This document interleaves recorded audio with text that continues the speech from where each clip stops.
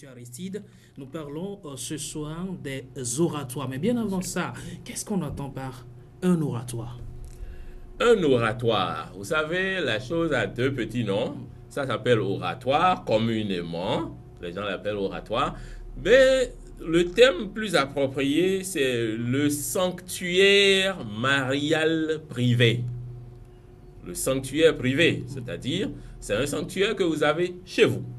Un peu comme les grands sanctuaires qu'on trouve dans les grands lieux de prière publics. C'est un peu comme dans certaines églises.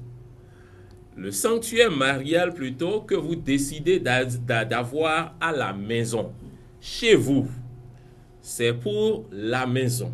C'est pour votre propre bénéfice. Ce n'est pas un centre public. Ce n'est que pour vous. Et c'est ça que nous appelons l'oratoire.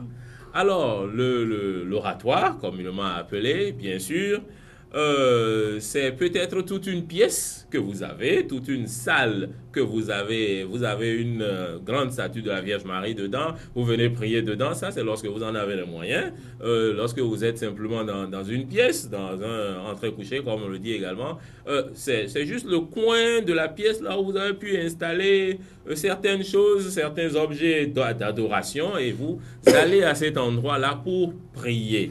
Alors, l'oratoire, qui est cet endroit-là où vous allez pour prier à la Vierge Marie, donc le sanctuaire marial privé, c'est le lieu de rendez-vous entre vous et la Vierge Marie. C'est le lieu de rendez-vous entre vous et la Divine Mère. C'est en ce lieu que quotidiennement, lorsque vous êtes quelqu'un comme moi qui quotidiennement prie la Vierge Marie, quotidiennement, vous allez à sa rencontre en cet endroit-là. Alors, lorsque tout le temps, vous donnez rendez-vous à quelqu'un, fût-il visible ou invisible, à un certain endroit, ces énergies, ces qualités, ces vibrations s'accumulent en ce lieu. Ces vibrations vont prendre une certaine grandeur, une certaine forte accumulation en ce lieu. Ce lieu, donc, n'est plus comme n'importe quel autre lieu. Il devient un lieu rempli d'une lumière intense, un lieu rempli d'une vibration très, très, très vive. Quand vous arrivez en ce lieu, même si vous étiez malade, vous vous sentirez soulagé par le simple fait d'être allé vous asseoir là, parce que vous aviez pris le temps de transformer ce lieu en un lieu saint, chez vous. L'oratoire, donc, est également le phare spirituel de la maison.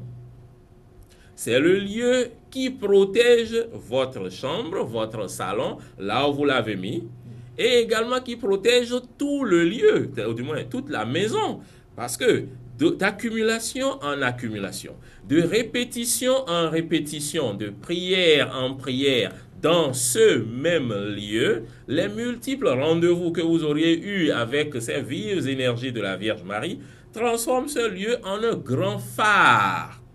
Ce lieu illumine votre chambre, illumine votre salon, illumine toute votre maison et protège donc vos allées et venues, protège les allées et venues de tous ceux qui vivent dans la maison. Parce que c'est en quelque sorte comme si vous avez un nouvel habitant dans la maison. Mais cet habitant n'est pas visible. Cet habitant n'est pas comme Jean et Paul là à qui on parle. C'est un habitant invisible, c'est un habitant que vous y appelez tout le temps et donc qui vient jouer ce rôle donc de phare. L'oratoire est également, je vais donner un troisième de ces grands aspects, l'oratoire est également le lieu où l'être humain qui décide d'appeler la Vierge dans son sanctuaire, c'est le lieu où les qualités de la Vierge viennent s'imprégner en lui. C'est-à-dire, j'ai dit tout à l'heure, vous l'avez tellement fait accumuler ces vibrations en ce lieu, le simple fait que vous y alliez et que vous utilisiez certaines choses que vous auriez déposées là, par exemple, font que les énergies de la mer vous pénètrent. Les énergies de la mer s'accumulent en vous et vous devenez en quelque sorte virtuellement un bon représentant de la mer pour quelque temps. C'est l'oratoire qui l'a permis. L'oratoire est donc ce qui peut faire relever grandement la vie de n'importe qui.